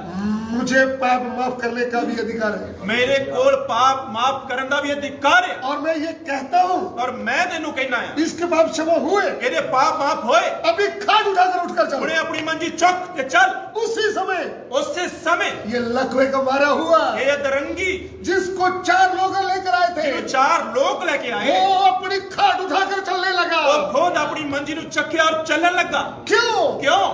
सर्वशक्तिमान परमेश्वर मनुष्य के रूप में आया है। ਸਰਵਸ਼ਕਤੀਮਾਨ ਪਰਮੇਸ਼ਰ ਮਨੁੱਖ ਦੇ ਰੂਪ ਚ ਆਇਆ ਹੈ। जितने भी मनुष्य इस पृथ्वी में आए ਜਿੰਨੇ ਵੀ ਮਨੁੱਖ ਇਸ ਧਰਤੀ ਦੇ ਉੱਪਰ ਆਏ, वे आकर मर गए। ਉਹ ਆ ਕੇ ਮਰ ਗਏ। अभी उनकी किताबें हैं, ਹੁਣ ਉਹਨਾਂ ਦੀਆਂ ਕਿਤਾਬਾਂ ਕਹਾਣੀਆਂ ਹੈ, अभी उनकी फोटो लगाते ਹੁਣ हैं, ਬਸ ਫੋਟੋ ਆ, अभी उनका एक मणि बना दिया होगा, ਹੁਣ ਬਸ ਮੜੀਆਂ ਬਣਾ ਦਿੱਤੀਆਂ ਹੈ। उस कब्र को पूजते होंगे। ਉਸ ਕਬਰ ਨੂੰ ਨੱਪਦੇ ਪੂਜਦੇ ਆ। लेकिन सर्वशक्तिमान परमेश्वर जिंदा था, जिंदा है और जिंदा रहेगा। पर सर्वशक्तिमान परमेश्वर जिंदा सी, जिंदा है और जिंदा रहेगा। वो प्रभु यीशु है। वो प्रभु यीशु मसीह है। कोई भी जिंदा परमेश्वर है नहीं। कोई भी जिंदा परमेश्वर नहीं है। एक ही जिंदा परमेश्वर एक ही है। जिंदा परमेश्वर है। वो कौन है? वो कौन है? प्रभु यीशु। प्रभु यीशु मसीह आज भी जिंदा, आज भी जिंदा है। इसलिए यह लकवे का मारा मनुष्य, इसलिए अधरंगी व्यक्ति सारे अधर्म से शुद्ध हो गया सारी बुराई तो चंगा हो गया और लकवे के रोग से भी चंगा होकर के खाट उठाकर अपने घर को चले गए। और उस अधरंग तो भी चंगा होके अपनी मंजिल चौक के अपने घर चला गया। हालेलुया। हालेलुया। वह परमेश्वर, वो परमेश्वर जो आज से 2020 साल ये काम करता था, जो 2020 साल पहला ये काम करता सी, अभी भी कर रहा है, ਹੁਣ भी कर रहा है, क्योंकि वो जिंदा है। क्योंकि वो जिंदा है। आपके अंदर विश्वास होना चाहिए। ਤੁਹਾਡੇ ਅੰਦਰ ਵਿਸ਼ਵਾਸ ਹੋਣਾ ਚਾਹੀਦਾ ਹੈ। पिछले दिनों में मैंने फतेहगढ़ चूड़िया में प्रभु की सेवा कर रहा था और पिछले दिनों ਦੇ ਵਿੱਚ ਮੈਂ ਪ੍ਰਭੂ ਦੀ ਸੇਵਾ ਫਤਿਹਗੜ੍ਹ ਚੂੜੀਆਂ ਦੇ ਵਿੱਚ ਕਰ ਰਿਹਾ ਸੀ प्रभु की आत्मा का कार्य उधर हो रहा था। और प्रभु ਦਾ ਆਤਮਾ ਉਧਰ ਕੰਮ ਕਰ ਰਿਹਾ ਸੀ तो मुझे आत्मा में लगा, मैंने कुछ लोगों के ऊपर हाथ रखकर प्रार्थना की और परमेश्वर ਦੀ ਆਤਮਾ ਨੇ ਮੈਨੂੰ ਅਗਵਾਈ ਕੀਤੀ और मैं कुछ ਲੋਕਾਂ ਦੇ ਉੱਪਰ ਹੱਥ ਰੱਖ ਕੇ प्रार्थना ਕੀਤੀ। वो सभा जब खत्म होगी, और ਉਹ ਸਭਾ ਜਦੋਂ ਖਤਮ ਹੋਈ अगले पल जब मैं वापस आने वाला था, और ਜਦੋਂ ਅਗਲੇ ਪਲਕ ਮੈਂ ਵਾਪਸ ਆਉਣ ਵਾਲਾ ਸੀ एक नौजवान बेटी सामने आई। और एक नौजवान भैन सामने आई। उन्होंने बोला, मैं स्टाफ नर्स खुद हूँ। ਉਹਨੇ ਆਖਿਆ मैं स्टाफ नर्स ਹਾਂ मुझ में एक बीमारी थी जो मैंने किसी को बताया नहीं था। और मेरे शरीर ਦੇ ਅੰਦਰ ਇੱਕ ਬਿਮਾਰੀ ਸੀ ਜੋ ਮੈਂ ਕਿਸੇ ਦੇ ਨਾਲ ਸਾਂਝੀ ਨਹੀਂ ਕੀਤੀ। आपने जब हाथ रखा, प्रभु ने मेरी बीमारी से मुझे चंगा कर दिया। और ਜਦੋਂ ਤੁਸੀਂ ਹੱਥ ਰੱਖਿਆ ਉਸੇ ਸਮੇਂ ਹੀ ਉਸ ਬਿਮਾਰੀ ਤੋਂ ਮੈਨੂੰ ਛੁਟਕਾਰਾ ਮਿਲ ਗਿਆ। प्रभु ने मुझे चंगा कर दिया। ਪ੍ਰਭੂ ਨੇ ਮੈਨੂੰ ਚੰਗਾ ਕਰ ਦਿੱਤਾ ਹੈ। आज भी प्रभु जिंदा है। ਅੱਜ ਵੀ ਪ੍ਰਭੂ ਆਪਣੇ ਨਾਮ ਨੂੰ ਉੱਚਾ ਕਰਦਾ ਹੈ। उन्होंने मुझे बोला नहीं था, मुझे उसने किसी को बताया ही नहीं। ਉਹਨੇ ਮੈਨੂੰ ਨਹੀਂ ਦੱਸਿਆ और ਨਾ ਹੀ ਮੈਂ ਕਿਸੇ ਬਿਮਾਰੀ ਦੇ ਲਈ ਪ੍ਰਾਰਥਨਾ ਕੀਤੀ। सर्वज्ञानी परमेश्वर जानता था। लेकिन सर्व ज्ञानी परमेश्वर जानता है। सर्वज्ञानी परमेश्वर आपके विचारों को भी जानता है। सर्व ज्ञानी परमेश्वर ਤੁਹਾਡੇ ਵਿਚਾਰਾਂ ਨੂੰ ਜਾਣਦਾ ਹੈ। वो आपके विश्वास को भी जानता है। ਤੁਹਾਡੇ ਵਿਸ਼ਵਾਸ ਨੂੰ ਜਾਣਦਾ ਹੈ। आप जब विश्वास करेंगे तो ਜਦੋਂ ਤੁਸੀਂ ਵਿਸ਼ਵਾਸ ਕਰੋਗੇ आज भी वह आपको चंगा करने वाला परमेश्वर, ਅੱਜ ਵੀ ਉਹ ਤੁਹਾਨੂੰ ਚੰਗਾ ਕਰਨ ਵਾਲਾ ਪਰਮੇਸ਼ਰ ਹੈ। वह आपके सभी धर्म से जो शुद्ध करने वाला है, ਉਹ ਸਾਰੀਆਂ ਬੁਰਾਈਆਂ ਤੋਂ ਖਿਮਾ ਕਰਨ ਵਾਲਾ ਹੈ। जो सभी रोगों से चंगा करने वाला है। ਸਾਰੇ ਰੋਗਾਂ ਤੋਂ ਨਰੋਇਆ ਕਰਨ ਵਾਲਾ ਹੈ। कोई दूसरा परमेश्वर नहीं है, कोई दूसरा परमेश्वर नहीं है। केवल प्रभु यीशु है। केवल प्रभु यीशु मसीह है। प्रभु के वचन में ऐसा लिखा। प्रभु ਦੇ ਵਚਨ ਜਿਸ ਤਰ੍ਹਾਂ ਲਿਖਿਆ, एक बहन ਇੱਕ ਭੈਣ 12 वर्ष से लहू बहने की बीमारी थी उनको। ਇੱਕ ਭੈਣ ਜਿਹਨੂੰ 12 ਸਾਲਾਂ ਤੋਂ ਲਹੂ ਬਹਿਣ ਦੀ ਬਿਮਾਰੀ ਹੈ। प्रभु के वचन में हम मरकस सुसमाचार उसका 5 अध्याय उसका 25 वचन से पढ़ेंगे। ਮਰਕੁਸ ਸੁਸਮਾਚਾਰ 5 ਅਧਿਆਇ ਉਹਦਾ 25 ਵਚਨ ਅਸੀਂ ਪੜਾਂਗੇ। ਤਦ ਇੱਕ ਜਨਾਨੀ ਜਿਹਨੂੰ 12 ਵਰਿਆਂ ਤੋਂ ਲਹੂ ਆਉਂਦਾ ਸੀ ਔਰ ਜਿਨੇ ਬਹੁਤ ਹਕੀਮਾਂ ਦੇ ਹੱਥੋਂ ਵੱਡਾ ਦੁੱਖ ਪਾਇਆ ਅਤੇ ਆਪਣਾ ਸਭ ਕੁਝ ਖਰਚ ਕਰ ਦਿੱਤਾ ਸੀ, ਪਰ ਕੁਝ ਵੀ ਆਰਾਮ ਨਾ ਪਾਇਆ, ਸਗੋਂ ਉਹਦਾ ਹੋਰ ਵੀ ਮਾੜਾ ਹਾਲ ਹੋ ਗਿਆ ਸੀ। ਉਹ ਯੀਸ਼ੂ ਦੀ ਖਬਰ ਸੁਣ ਕੇ ਭੀੜ ਵਿੱਚ ਪਿੱਛੋਂ ਦੀ ਹੋ ਕੇ ਆਈ ਅਤੇ ਉਹਦਾ ਕੱਪੜਾ ਛੂਹ ਲਿਆ, ਕਿਉਂ ਜੋ ਸਾਖਿਆ ਜਿਵੇਂ ਨਿਰਾ ਉਹਦੇ ਕੱਪੜੇ ਨੂੰ ਹੀ ਛੂਹਾਂ ਤਾਂ ਚੰਗੀ ਹੋ ਜਾਵਾਂਗੀ। आमीन। एक स्त्री थी जिसको 12 वर्ष से लहू बहने का रोग था। उसने बहुत वैद्यों से बड़ा दुख उठाया और अपना सब माल व्यय करने पर भी उससे कुछ लाभ ना हुआ था, परंतु और भी रोगी हो गई थी। वह यीशु की चर्चा सुनकर भीड़ में उसके पीछे से आई और उसके वस्त्र को छू लिया, क्योंकि वह कहती थी, यदि मैं उसके वस्त्र को ही छू लूंगी तो चंगी हो जाऊंगी।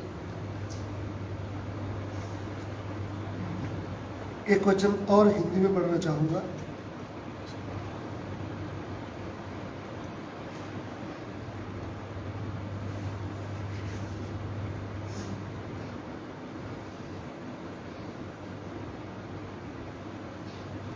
चौंतीस वचन पढ़ेंगे। उसने उससे कहा, पुत्री, तेरे विश्वास ने तुझे चंगा किया है, कुशल से जा और अपनी इस बीमारी से बची रहे। आमीन। यहाँ पे प्रभु के वचन में हम एक बहन के बारे में पढ़ते हैं। ਇੱਧਰ ਪ੍ਰਭੂ ਦੇ ਵਚਨ ਦੇ ਵਿੱਚ ਅਸੀਂ ਇੱਕ ਭੈਣ ਦੇ ਬਾਰੇ ਪੜ੍ਹਦੇ ਹਾਂ। 12 वर्ष से बीमारी का तकलीफ से जूझ रही थी। 12 ਸਾਲਾਂ ਤੋਂ ਬਿਮਾਰੀ ਦੇ ਨਾਲ ਲੜ ਰਹੀ ਹੈ। कितने वैद्य के पास गई। ਕਿੰਨੇ ਵੈਦਾਂ ਦੇ ਹਕੀਮਾਂ ਦੇ ਕੋਲ ਗਈ। आपको मालूम हमारे पंजाब में हम देखें तो जब डॉक्टरों से वैद्यों से चंगाई नहीं होता तो फिर जादूगर के पास जाते हैं। ਅਸੀਂ ਦੇਖਿਆ ਆ ਕੁਝ ਲੋਕ ਸਾਡੇ ਪੰਜਾਬ ਦੇ ਵਿੱਚ ਜਦ ਹਕੀਮਾਂ ਦੇ ਕੋਲ ਵੈਦਾਂ ਦੇ ਕੋਲ ਜਾਂਦੇ ਆ, ਦੇਸੀ ਇਲਾਜ ਕਰਵਾਉਂਦੇ ਆ, ਡਾਕਟਰਾਂ ਕੋਲੇ ਜਾਂਦੇ ਆ, ਜਦ ਹੱਲ ਨਹੀਂ ਹੁੰਦਾ ਤੇ ਫਿਰ ਸਿਆਣਿਆਂ ਦੇ ਕੋਲ ਜਾਂਦੇ ਆ। पीर बाबा के पास जाकर वे कुछ मन्नत मांगते हैं। क्या क्या करते हैं? ਫਿਰ ਉਹ ਪੀਰ ਬਾਬਾ ਦੇ ਕੋਲ ਜਾਂਦੇ ਆ, ਕੁਝ ਮੰਨਤਾਂ ਮੰਗਦੇ ਆ। पूरा पैसा खर्च हो जाता है। ਪੂਰਾ ਪੈਸਾ ਖਰਾਬ ਹੋ ਜਾਂਦਾ ਆ। यहाँ पे भी ऐसा लिखा है, ਇੱਧਰ ਵੀ ਇਸ ਤਰ੍ਹਾਂ ਹੀ ਲਿਖਿਆ ਆ। उनका पैसा पूरा खर्च हो गया है, ਪੈਸਾ ਪੂਰਾ ਖਰਚ ਹੋ ਗਿਆ, लेकिन कुछ भी शरीर में आराम नहीं पड़ा। ਲੇਕਿਨ ਕੋਈ ਚੰਗਿਆਈ ਨਹੀਂ ਆ। इतने सालों से वो बीमारी में पड़ी हुई है, ਇੰਨੇ ਸਾਲਾਂ ਤੋਂ ਬਿਮਾਰੀ ਦੇ ਨਾਲ ਚੂੰਝ ਰਹੀ ਆ। पैसा खर्च हो गया, ਪੈਸਾ ਖਰਚ ਹੋ ਗਿਆ, अभी कोई आशा नहीं है। ਕੋਈ ਆਸ਼ਾ ਨਹੀਂ ਆ। ये एक ही आशा है, ਲੇਕਿਨ ਇੱਕ ਹੀ ਆਸ਼ਾ ਆ, अभी तो मरने का है। ਹੁਣ ਮਰਨਾ ਆ।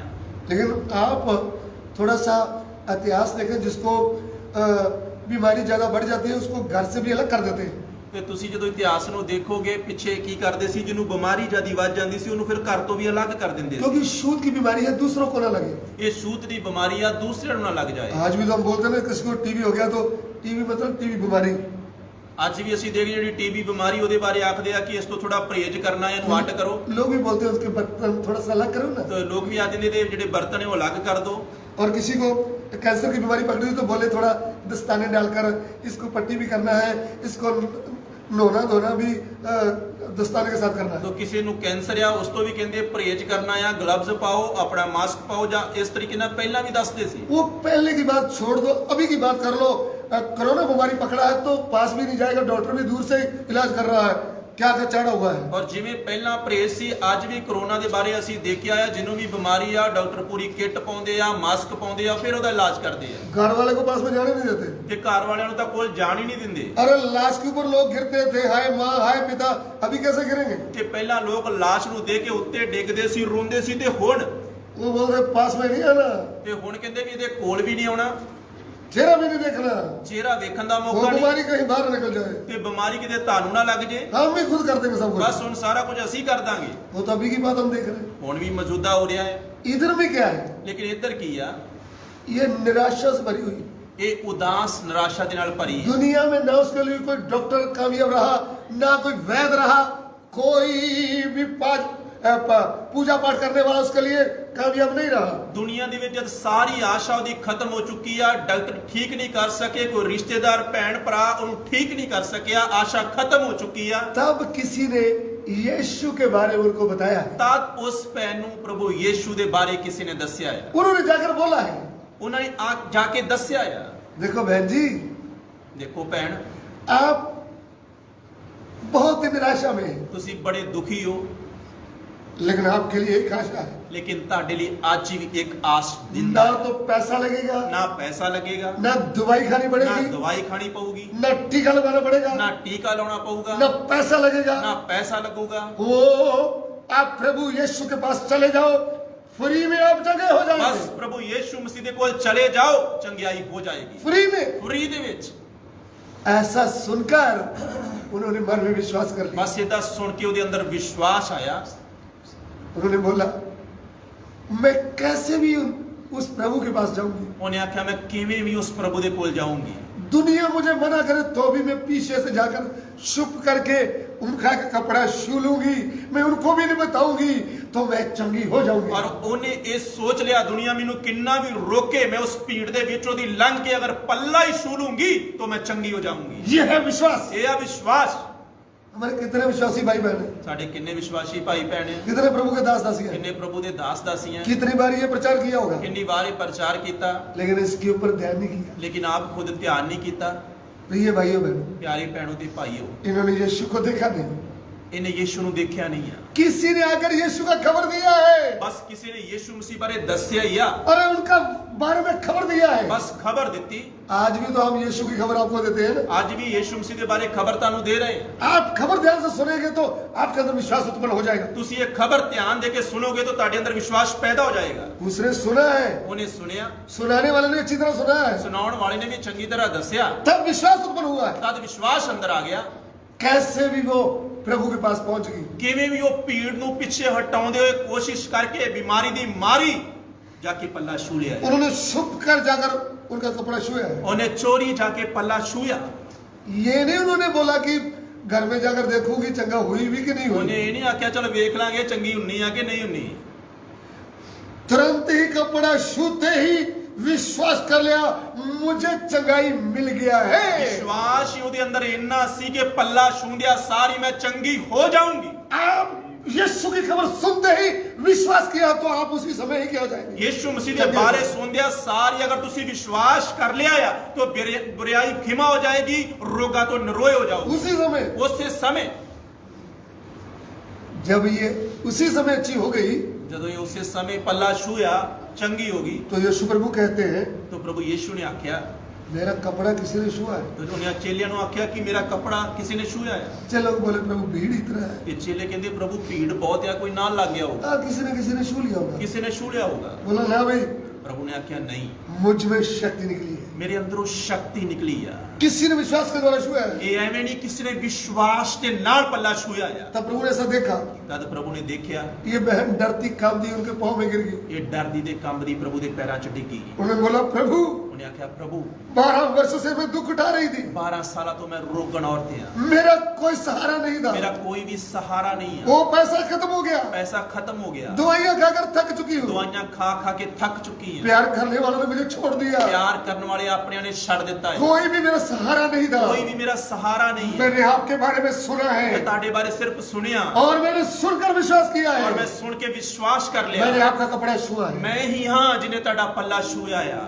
तब प्रभु ने बोला बेटी ਤਦ ਪ੍ਰਭੂ ਨੇ ਆਖਿਆ ਬੇਟੀ तेरे विश्वास ने तुझे चंगा कर दिया ਤੇਰੇ ਵਿਸ਼ਵਾਸ ਨੇ ਤੈਨੂੰ ਚੰਗਿਆ ਕਰ ਦਿੱਤਾ और पूरे जीवन भर तू इस बीमारी से बची रहे। ਔਰ ਪੂਰੇ ਜੀਵਨ ਪਰ ਇਸ ਬਿਮਾਰੀ ਤੋਂ ਬਚੀ ਰਹੇ हालेलुया। ਹਾਲੇਲੂਇਆ वह तो तेरे सारे अधर्म से को क्षमा करता है। ਉਹ ਤਾਂ ਤੇਰੀਆਂ ਸਾਰੀਆਂ ਬੁਰਾਈਆਂ ਨੂੰ ਖਿਮਾ ਕਰਦਾ ਹੈ सारे रोगों से चंगा करता है। ਸਾਰੇ ਰੋਗਾਂ ਤੋਂ ਨਿਰੋਇਆ ਕਰਦਾ ਹੈ मुझे सुनने वाले प्रिय भाइयों बहनों, ਮੈਨੂੰ ਸੁਣਨ ਵਾਲੇ ਪਿਆਰੇ ਭੈਣੋ ਤੇ ਭਾਈਓ चाहे आप हिंदुस्तान के किसी कोने में हैं, ਤੁਸੀਂ ਹਿੰਦੁਸਤਾਨ ਦੇ ਕਿਸੇ ਵੀ ਕੋਨੇ ਦੇ ਵਿੱਚ चाहे आप पंजाब में किसी गांव में हैं, ਚਾਹੇ ਕਿਸੇ ਵੀ ਪੰਜਾਬ ਦੇ ਪਿੰਡ ਦੇ ਵਿੱਚ ਰਹਿ ਰਹੇ ਹੋ या आप बाहरी देश में हैं, ਜਾਂ ਤੁਸੀਂ ਬਾਹਰਲੇ ਮੁਲਕ ਦੇ ਵਿੱਚ किधर भी आपको ये वचन मिल रहा है, ਜਿੱਥੇ ਵੀ ਤੁਹਾਨੂੰ ਇਹ ਵਚਨ ਮਿਲ ਰਿਹਾ ਆ आज आप ये वचन के ऊपर ध्यान करेंगे। ਅੱਜ ਹੀ ਅਗਰ ਤੁਸੀਂ ਇਹਨਾਂ ਵਚਨਾਂ ਤੇ ਵਿਸ਼ਵਾਸ ਕਰੋਗੇ सर्वव्यापी प्रभु आपके पास है। ਸਰਵ ਵਿਆਪੀ ਪਰਮੇਸ਼ਰ ਤੁਹਾਡੇ ਕੋਲ ਆ आपके सारे धर्म से शुद्ध करने वाला है। ਸਾਰੀਆਂ ਬੁਰਾਈਆਂ ਤੋਂ ਖਿਮਾ ਕਰਨ ਵਾਲਾ ਹੈ आपकी बीमारी से चंगा करने वाला है। ਸਾਰੇ ਰੋਗਾਂ ਤੋਂ ਨਿਰੋਇਆ ਕਰਨ ਵਾਲਾ ਹੈ आप घुटने टेक कर फुल विश्वास करें। ਤੁਸੀਂ ਗੋਡੇ ਟੇਕੇ ਫੁੱਲ ਵਿਸ਼ਵਾਸ ਕਰੋ आज ही आपका उद्धार हो जाएगा। ਅੱਜ ਹੀ ਤੁਹਾਡੀ ਮੁਕਤੀ ਹੋ ਜਾਏਗੀ आज ही आप रोगों से निराश हो जाएंगे। ਅੱਜ ਹੀ ਤੁਸੀਂ ਰੋਗਾਂ ਤੋਂ ਚੰਗਿਆ ਹੋ ਜਾਓਗੇ अभी हम प्रार्थना करने जा ਹੁਣ रहे हैं। ਅਸੀਂ ਪ੍ਰਾਰਥਨਾ ਕਰਨ ਦੇ ਲਈ ਜਾ ਰਹੇ ਹਾਂ आइए हम सिरों को झुकाएं। ਆਓ ਅਸੀਂ ਸਿਰਾਂ ਨੂੰ ਝੁਕਾਵਾਂਗੇ हमारे प्यार करने वाले परमेश्वर, ਸਾਡੇ ਪਿਆਰ ਕਰਨ ਵਾਲੇ ਪਰਮੇਸ਼ਰ हम आपको धन्यवाद देते हैं ਅਸੀਂ ਤੁਹਾਡਾ ਧੰਨਵਾਦ ਕਰਦੇ ਹਾਂ आज के दिए वचन के लिए। ਅੱਜ ਦੇ ਦਿੱਤੇ ਵਚਨਾਂ ਲਈ प्रभु प्रभु तू आज और कल युग युग एक जैसा है। ਤੂੰ ਅੱਜ ਕੱਲ ਤੇ ਯੁਗਾਂ ਯੁਗ ਇੱਕੋ ਜਿਹਾ ਪਰਮੇਸ਼ਰ जितनों ने भी तुझ पर विश्वास किया ਜਿਨ੍ਹਾਂ ਨੇ ਤੇਰੇ ਤੇ ਭਰੋਸਾ ਕੀਤਾ आज तक शर्मिंदे नहीं हुए। ਅੱਜ तक ਕੋਈ ਸ਼ਰਮਿੰਦਾ ਨਹੀਂ ਹੋਏ प्रभु उनको तूने शुद्ध कर दिया। ਪ੍ਰਭੂ ਉਹਨਾਂ ਨੂੰ ਤੂੰ ਸ਼ੁੱਧ ਕੀਤਾ तूने सभी रोगों से निरोया किया। ਸਾਰੇ ਰੋਗਾਂ ਤੋਂ ਨਿਰੋਇਆ ਕੀਤਾ आज भी तू वही है। ਅੱਜ ਵੀ ਤੂੰ ਉਹੀ ਆ तेरा वचन हमारी सामर्थ्य बन जाए। ਤੇਰਾ ਵਚਨ ਸਾਡੀ ਸ਼ਕਤੀ ਬਣ ਜਾਏ जितनों ने सुना उनके अंदर सामर्थ्य आए। ਜਿਨ੍ਹਾਂ ਨੇ ਸੁਣਿਆ ਉਹਨਾਂ ਦੇ ਅੰਦਰ ਸ਼ਕਤੀ ਆਏ विश्वास मजबूत हो जाए। ਵਿਸ਼ਵਾਸ ਮਜ਼ਬੂਤ ਹੋ तेरा ਜਾਏ अनुग्रह उनको ऊपर होने ਮੇਰੀ ਕਿਰਪਾ ਉਹਨਾਂ ਦੇ ਉੱਤੇ ਹੋਣ ਦੇ पिता पिता, हमारी विनती को ग्रहण ਸਾਡੀ कीजिए। ਬੇਨਤੀ ਨੂੰ ਸੁਣੋ यीशु मसीह के पवित्र नाम से मांगते ਯੀਸ਼ੂ ਮਸੀਹ ਦੇ ਪਵਿੱਤਰ ਨਾਮ ਦੇ ਵਿੱਚ ਮੰਗਦੇ ਹਾਂ हैं। आमीन। ਆਮੀਨ अब हमारे पिता का प्रेम, ਹੁਣ ਸਾਡੇ ਪਿਤਾ ਦਾ ਪ੍ਰੇਮ प्रभु यीशु मसीह का अनुग्रह, ਪ੍ਰਭੂ ਯੀਸ਼ੂ ਮਸੀਹ ਦੀ ਕਿਰਪਾ पवित्र आत्मा की सेवकता ਪਵਿੱਤਰ ਆਤਮਾ ਦੀ ਸੰਗਤ अब से लेकर ਹੁਣ ਤੋਂ ਲੈ ਕੇ तमाम पवित्र लोगों के साथ तमाम पवित्र लोਕਾਂ ਦੇ ਨਾਲ यीशु मसीह के दूसरे आगमन तक ਯੀਸ਼ੂ ਮਸੀਹ ਦੇ ਦੂਸਰੀ ਆਮਦ ਤੱਕ सबके साथ होती रहे। ਸਾਰਿਆਂ ਦੇ ਨਾਲ ਖੁਦ ਹੀ ਰਹੇ आमीन।